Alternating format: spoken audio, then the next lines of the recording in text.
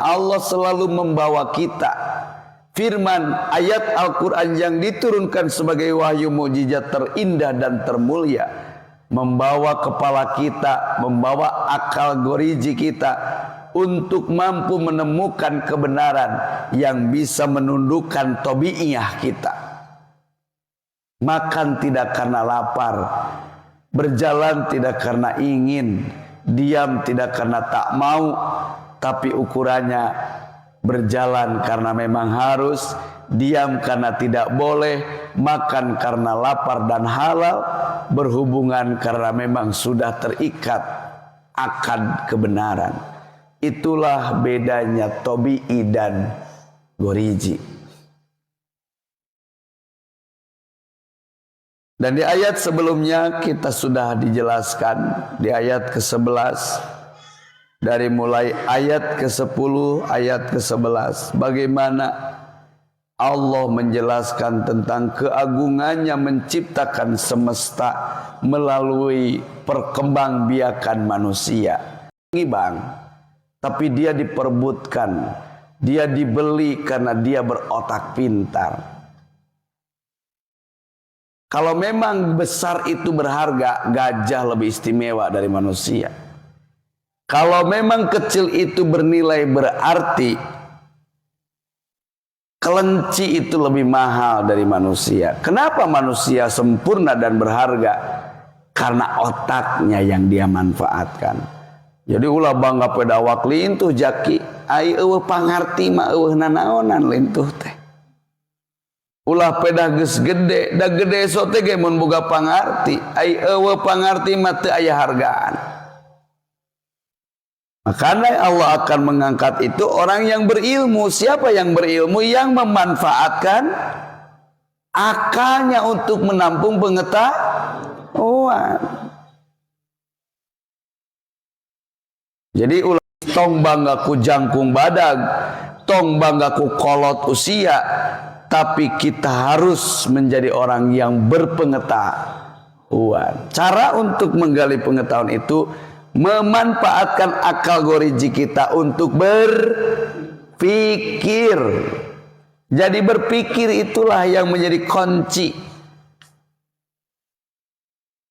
Orang yang duduk di pabrik termos, tapi dia tidak pernah berpikir bagaimana dan dari mana cara membuat termos, apa bahan bakunya, dia tidak mau pusing.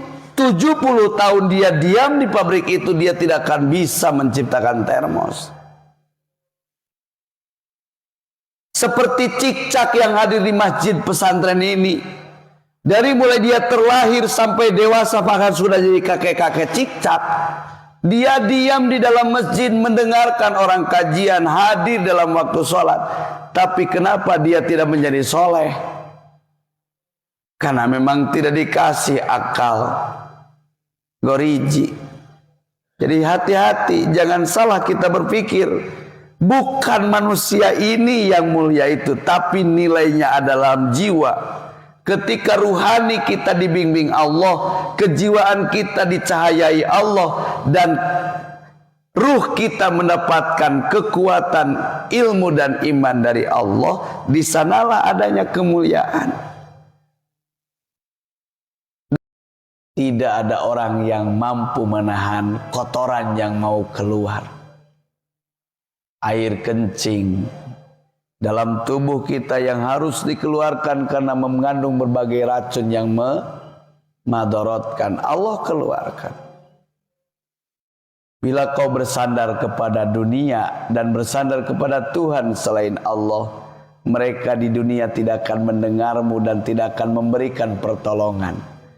Lalu datang di akhirat, wa ma yamlikuna min kitmin in tad'uhum la yasma'u du'aakum. Jika kau pinta, mereka tidak mendengar kata-katamu. Andaipun mereka mendengar, mereka tidak akan bisa mewujudkan apa yang kau mau. Boleh kau kaya raya dan kau beli tanah permukaan ini menjadi milikmu, tapi ingat, kau tidak akan pernah bisa membeli waktu.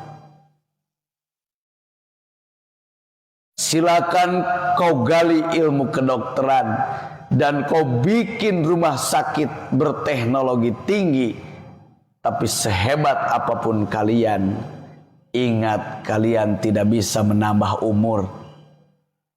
Tidak ada glosir usia, tidak ada suku cadang ajal, dan tidak ada isi ulang usia.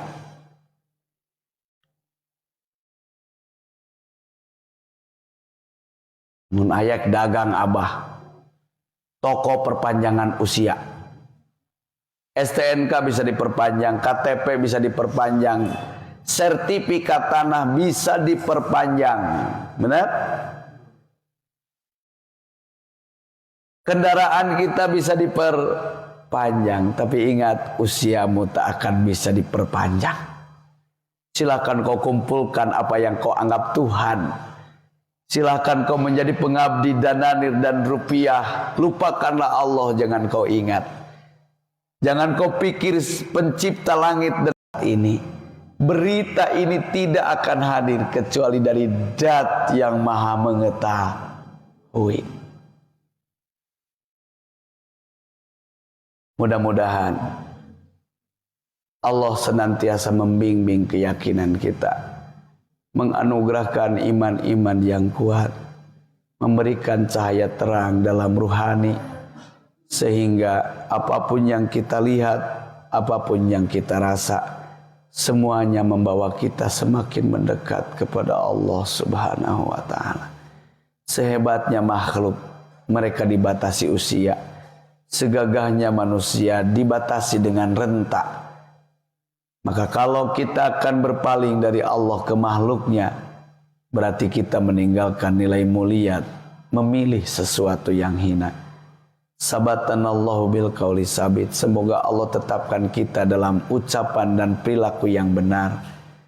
Kagumi tampan rupawan, memang dia ini orang yang sangat digemari. Lalu dia tertidur, dan saat dia tertidur ilernya jatuh dan masuk ke dalam cangkir. Bangun tidur ada setengah gelas tak iler si artis tersebut. Cung enten ek ngarot eta. Diburuhan tak ku abah 100.000 daek. 1 juta sing beak sampai tetesan terakhir tak iler teh. Uyup.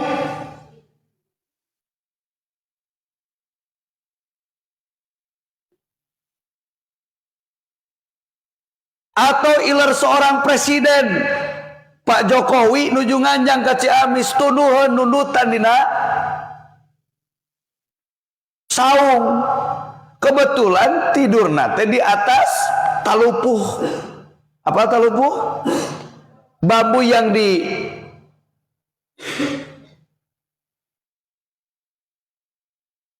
awi nu diambarkeun talupuhnya.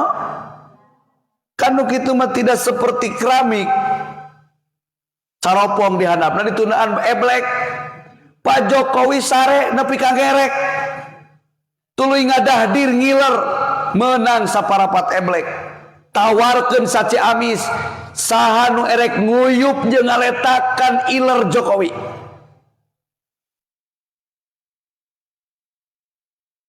Ada? Di mana letak mulianya manusia? Ede gue asa jadi panggagahna, ede gue asa jadi panggelisna, belaga sombong merasa sempurna, baru saja keluar dari bibirmu, semua itu hina tiada arti.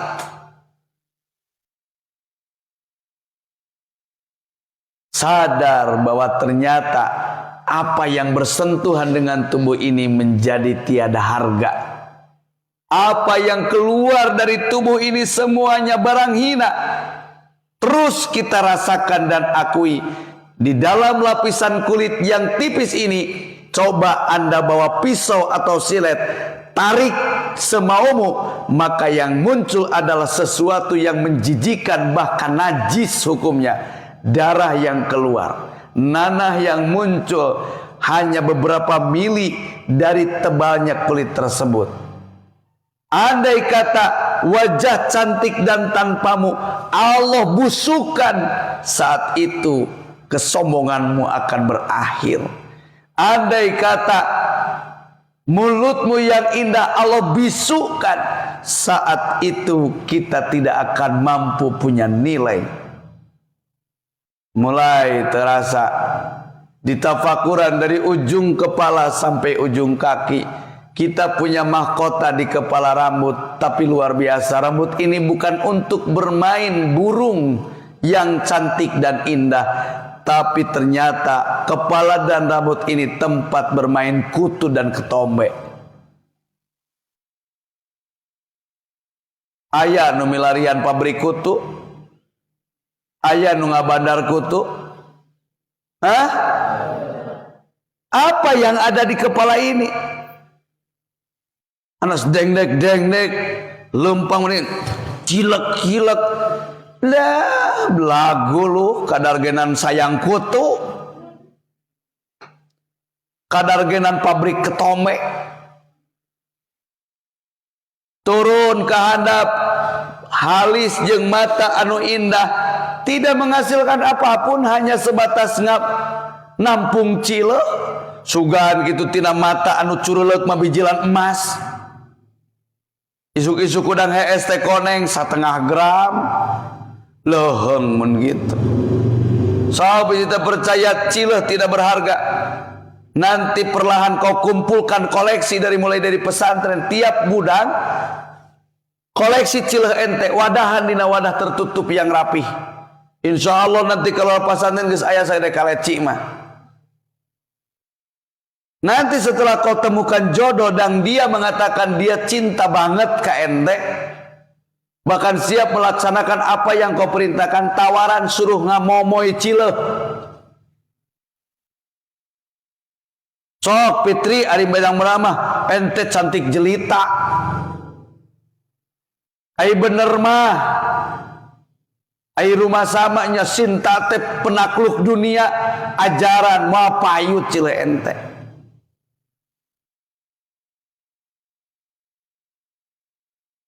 Nangkring da boga irung gagah pisan. Moal roti aya roti bakar, roti kering da korong garing mah teu payu. Saya abi maek lumayan we bisnis jualan korong. Nah lumayan tan ka modal. 3 gram 5.000. Aya bandar korong. Aya wah.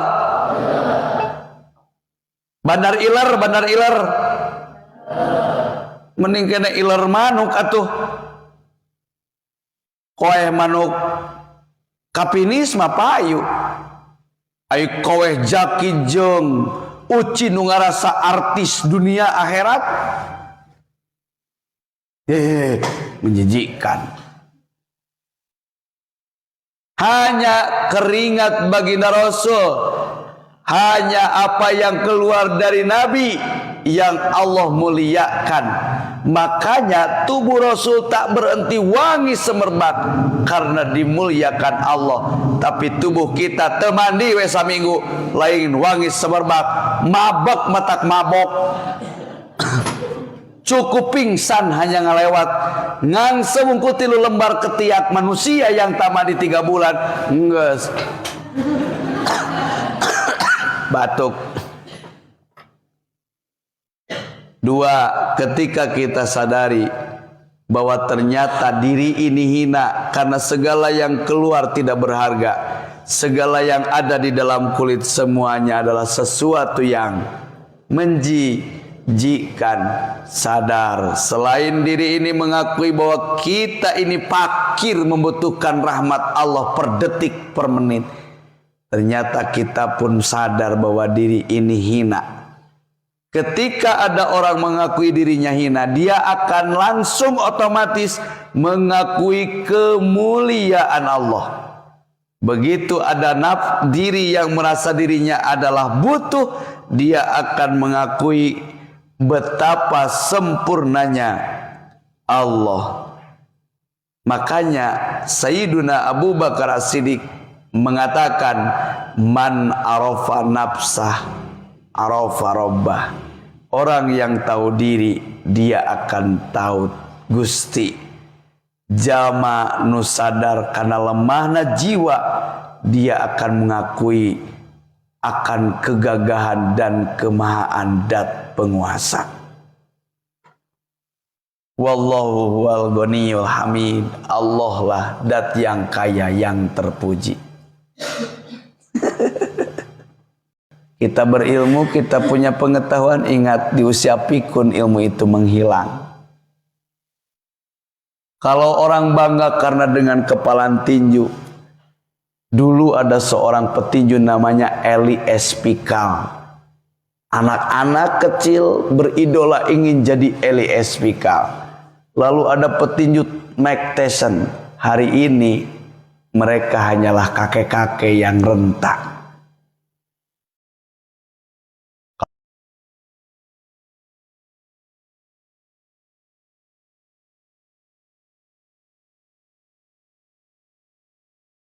Kan bila Allah berkehendak, kau yang sekarang dimuliakan bisa jadi makhluk yang dihinakan.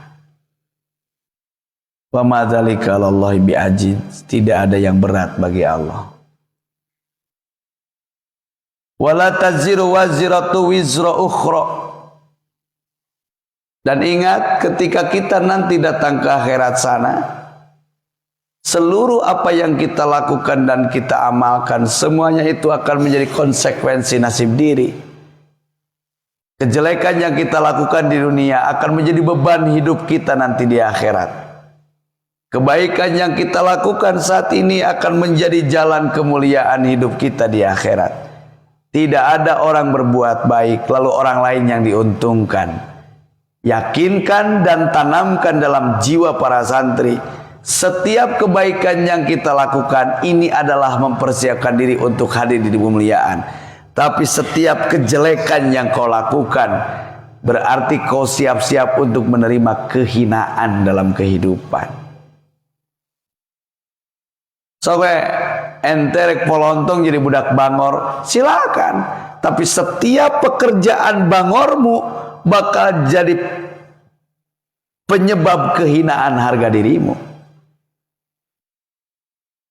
Tapi ente jadi jama bager, kabageran ente jadi sabab kemuliaan diri ente. Tidak ada kebaikan tertukar. Kita tuh sering berpikir kalau berbuat baik orang lain yang diuntungkan. Mohon maaf nih, insya Allah sahabat-sahabat Abah ini orang luar biasa. Ini satu contoh aja. Kang Asepai, dia kirim beberapa mawar dan sarang heo ke Abah. Kalau Kang Asepai berpikir Abah yang diuntungkan, dia akan berhenti mengirim gift itu ketika dia punya. Tapi kalau yang dia yakini siapa yang diuntungkan? Aku, bukan dia. Maka dia tidak akan berhenti membuat kebaikan. Mohon maaf nih, Bang Rasa kebetulan terlihat terpang-pang. Mudah-mudahan tidak jadi sesuatu yang tak baik, tapi jadi jalan ilmu dan keberkahan. Sekali aja Anda mau berbagi lalu kau berpikir orang itu yang diuntungkan, saat itu kau tidak jadi orang yang baik.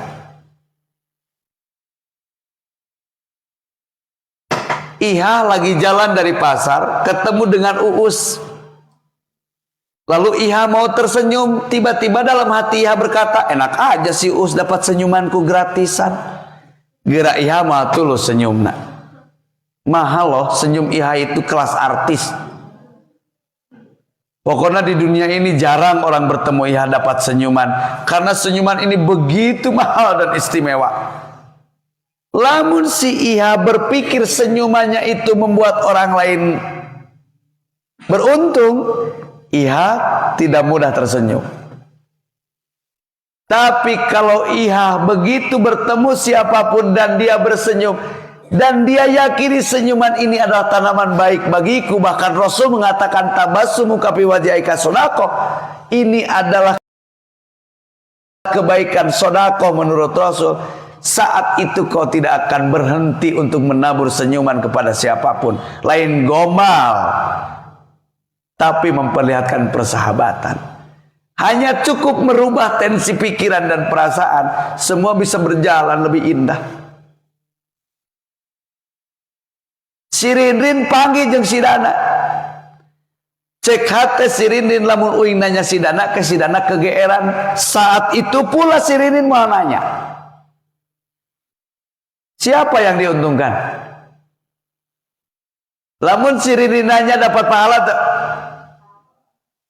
Siapa yang diuntungkan dan dirugikan? Can karuhan si Dana bunga ditanya ku si Rindrin buat tuluy tipes. Menisok cantik.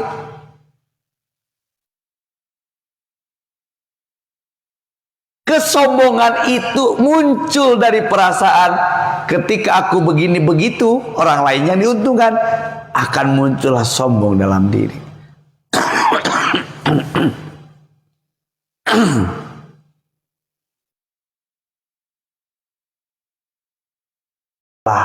Ada kasat mata, tapi jadi keyakinan. Seperti esok lusa belum datang, pelulusan kita sekolah belum waktunya, tapi anak yang akan rajin belajar, yang dia yakin ada hari di mana dia akan lulus atau tidak lulus. Innama tundirul ladina yashawna rabbahum bil ghaib. Hanya orang-orang yang mentakuti Allah dalam keheningan. Dia mentakuti sesuatu yang tidak dalam kenyataan. Penaon neng soleha. Sebab satu saat aku akan ditanya Allah. Satu saat. Itu barang gaib loh. Ada nggak sesuatu yang menjadi soleh? Butuh waktu dan butuh ilmu. Makanya Rasul diutus itu liutamima makarimal akhlak. Bukan membereskan tubuh, tapi membereskan akhlak. Karena akhlak ini sulit disentuh. Ya, ini apa ngamu hayang mancung. Ngundang truk W2. Sina mundur gencet kan taya geratu loh ya. Bijil jeung tulang-tulang atau disuntik silikon, tapi hati nu bangor tekanyat disuntik, tapi hati nu meradang tekanyat divitamin, hati nu cemburu tekanyat make pil, hati nu panasan tekanyat make kapsul. Lah cenah abdi maek dicanak we ka tukang urut hate eueuh. Eueuh tukang urut. Hate abdi mah cenah nuju ka rematik ngarareng. Itu hate teh sugan cenah keur asam urat kitu. Teu aya. Jadi kajian ini menegaskan jangan sedih dan jangan kecil hati. Bila kalian hidup bersama Al-Quran, jangan takut dan jangan galau ketika kita ditakdirkan dekat dengan Al-Quran. Justru sebaliknya, bersyukurlah, berterima kasihlah, karena ini adalah anugerah indah dan besar bagi kita. Karena orang yang mampu dekat dengan Al-Quran, mereka akan dijadikan orang-orang yang meraih kemuliaan sejati. Karena Al-Quran adalah panduan barakallah. Al-Quran adalah panduan Al-Aziz senyatanya. Kedua, takutlah bila kalian ingkar dari Al-Quran. Kenapa? Karena di ayat ke-9 Allah mengancam orang-orang yang tidak menghiraukan kebenaran Al-Quran. Inna ja'alna fi a'naqihim aglalan. Nanti akan kami jadikan pundak-pundak mereka ada rantai pengikat. Lamun dina tangan mah disebutna naon? Borgol. Lamun dina beheung mah naon? Belenggu. Manusia ini tidak tahu Anna khalaqnahum min nutfatin, kami menciptakan mereka dari air hina. Fa idza huwa, begitu dia tumbuh menjadi besar dan punya jenggot serta godeng, kumisnya besar, matanya tajam, lalu tangannya kekar, huwa hasimun mubin, dia berani mengangkat tangan, mengajak tawuran, mengajak berantem, mengajak perang ke Allah Subhanahu wa ta'ala. Kenapa itu terjadi? Karena mereka tidak sadar bahwa sesungguhnya apa yang terjadi semuanya adalah kehendak Allah. Tangan bergerak kehendak Allah, mata memandang ketentuan Allah, bibir berbicara itu pun pilihan Allah, kaki dan segalanya semuanya karya Allah. Kita mah siapa atuh? Kita mah apa atuh? Kita mah hanya dalam bentuk syariat pilihan, dan itu pun tidak bisa menjadikan. Mudah-mudahan Allah senantiasa mengingatkan jiwa kita bahwa kita ini bukan siapa-siapa dan tidak ada apa-apa. Sejatinya Dat yang maha segala-galanya adalah Allah. Apapun yang kita harapkan, ceritakan kepada pencipta. Apapun yang kita takutkan, takutkan sama pencipta. Karena Allah lah yang mencukupi, Allah lah yang menghadirkan, dan Allah lah yang menyatakan. Amin ya Allah ya Rabbal Alamin. Inna nasa qad